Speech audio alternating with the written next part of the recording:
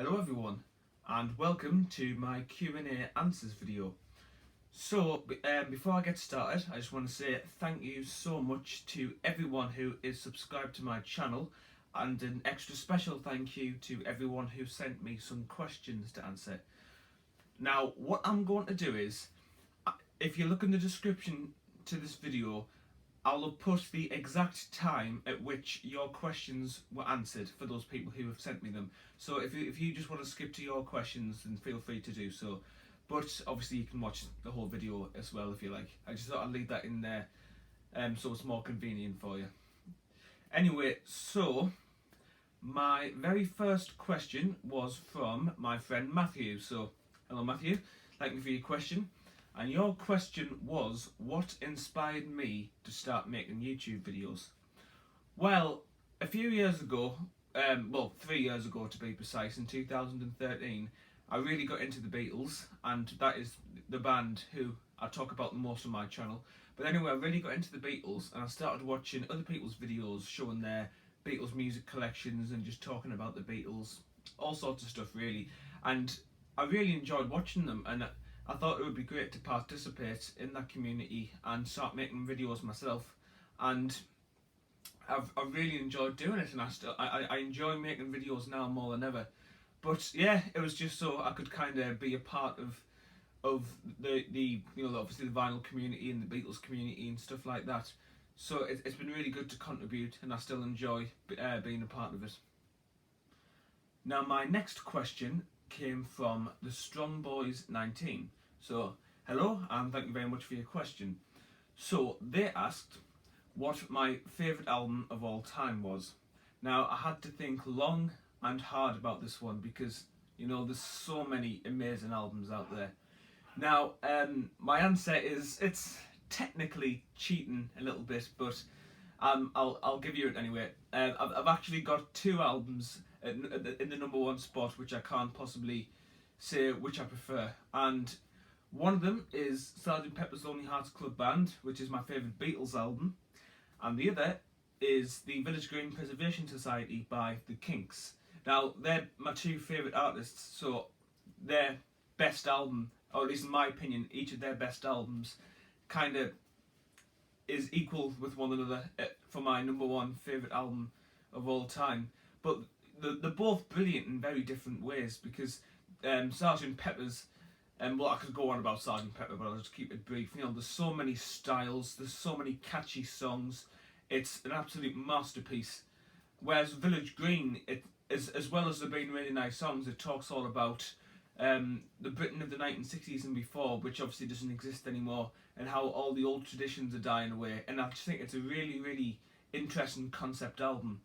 And both of them, they're so different, but they're just both fantastic, and I couldn't possibly say which I preferred if it was a life or death situation. So I'm sorry about that one, but they are my two favourite albums, Sgt. Pepper's and the Village Green Preservation Society.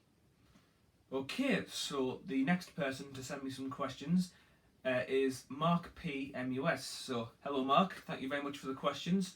I know you comment on a lot of my videos, and I really appreciate you taking part in this Q&A. So you had a few questions for me, and your first one was that I refer to we in a lot of my videos. This is something I did probably more in my older videos, and the answer to that is plain and simple. Me and my dad both collect vinyl, and we always go record shopping together, and we often do lots of music related stuff together. We'll go and see concerts, and we obviously do collect Beatles vinyl as well. And to be honest, the collection that I show, it's a combination of me and my dad. It's kind of our shared collection, if you like. It's not just mine. But he said that for my YouTube channel I should probably just say I, as in my collection, but I did used to like to acknowledge him in it as well, because it is very much a joint collection that I show and that I have. So that's who we was, it's my dad. And the next question was age. I am 18 years old, and I just turned 18 about 3 weeks ago. Yeah, in middle of October I turned 18. Yep, so that's my age. That's all there is to that question, really. The next one was, what would be my ideal career? Now, to be honest, I didn't actually know this until a couple of years ago, but I would quite like to be a teacher, actually, specifically an English teacher, a secondary school English teacher. It's just always been something I've quite fancied, and I do like English. It is my favourite subject at college, and I think it would be really nice to kind of work with other people to try and get them interested in English, and help them out with stuff. And it's just the sort of thing I like doing. So that for me would be a very, very good job. But obviously it requires a lot of hard work, because you've got to do a degree and you've got to get teaching qualifications. So it's not an easy career path, but it's one which I would very much like to do. And your fourth question was for me to show what type of stereo system I have. Now, I'll show you in a second, but I just want to say it's nothing top of the range or anything. It's not really an expensive one, but I'll show you it anyway. So here it is. Okay, so this is my turntable. Now, as I said, it's nothing really high tech or expensive, but I'll show you it anyway. It's a teak, or a TEAC, whichever you choose to say, system, and I believe that's the model at the bottom there, LP R500. Now, it's got obviously a turntable, and it's got a CD drive at the bottom, but it's also got a nice little cassette player in the corner there, which is nice. So it does all three things, and it can play 33, 45 and 78 RPM records.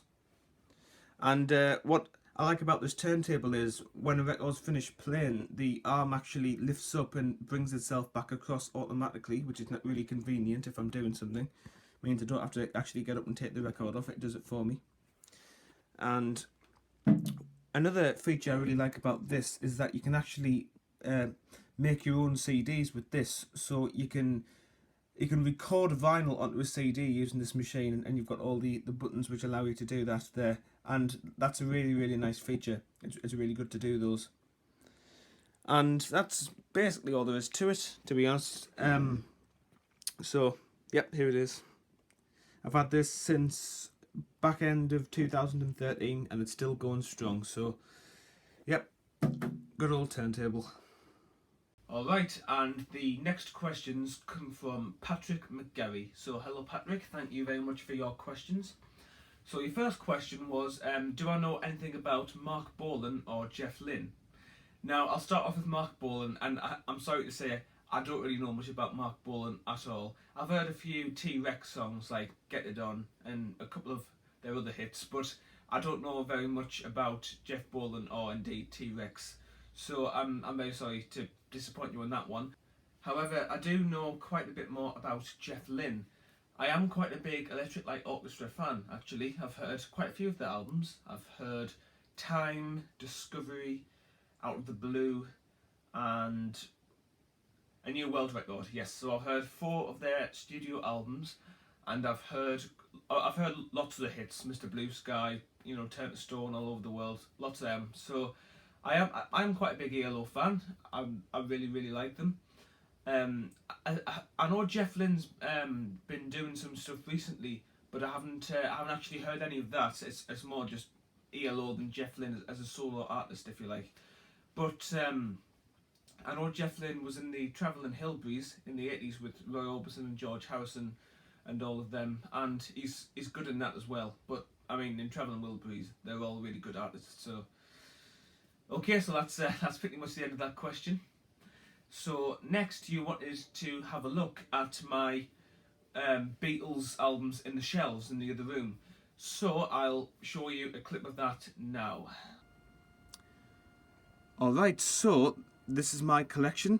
I basically just had to dedicate a corner of one of the rooms in my house to storing my Beatles collection, because it's fairly extensive, so it wouldn't be able to fit in my room.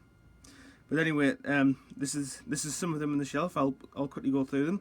So here's Please Please Me with the Beatles, Hard Day's Night, Beatles for Sale and Help, and Rubber Soul. And then I have another shelf beneath that one, and it'll be quite hard to see. Got more Rubber Souls, Revolvers, a collection of Beatles oldies, Sgt. Pepper's Lonely Hearts Club Band, and then the White Albums start. So if you can see, it just kind of goes off into the corner there.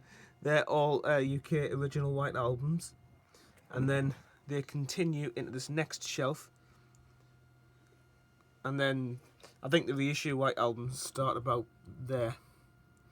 So then this is all reissue White Albums, and then Yellow Submarine is just there, just in that little space, all Yellow Submarine. And then you got Abbey Road, then you got Let It Be with the box sets and the albums.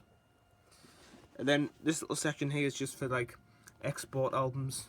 You got the Red and the Blue albums and lots of other miscellaneous albums. Got Magical Mystery Tour in there and the Hollywood Bowl. And then I've got a couple more shelves next to that, which have more modern releases in, such as the Beatles Love and Live at the BBC. Got a few Japanese albums in there. And then this is my American and Canadian collection. So I actually store the American and Canadian albums separately, so from about here onwards is American albums.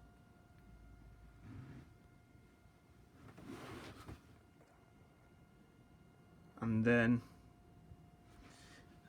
this is the Canadian section just here. They're the Canadian albums. And then after that I've got a mixture of foreign albums from a variety of countries. And then I've got some George Martin stuff and a few bootlegs mixed in there. And then the rest of this is just 60s stuff, this is not Beatles stuff. But down here I've got the Paul McCartney section, and I will be doing a Paul McCartney update at some point in the future because I've got a lot more Paul McCartney albums to show since I did my original collection video a couple of years back. And then finally just John Lennon sections is in there somewhere. Yeah, sorry, this is the John Lennon section, this is George Harrison and Ringo are all kind of in this bit here. And that's pretty much it. So that's my entire Beatles kind of shelving arrangement, if you like. Now, you also wanted to know the total. Now, this will take a long time to count if I was doing it by hand, but fortunately I have all of my albums catalogued on a laptop, so I'll be able to count them up if you just give me a minute. Oh, and there's the mono box set over in the corner there, by the way. The total number of albums I have, not including the ones in the mono box set, stands at 545. So yeah, that's perhaps excessive, but it's just the collecting disease, I suppose. Alright, so that's the end of this Q&A. Just want to say one more time, big thank you to everyone who sent me questions and even who just watches my videos. As well as subscribe to me, obviously. You know, so thank you all very much, and I'll see you all tomorrow when I'll be uploading my Beatles singles video. Yes, this will be the first in my next Beatles series. I've finished the albums, apart from updates, obviously, and I'll be starting to show my Beatles singles collection from tomorrow. So I hope you'll tune in for that. So I'll see you then.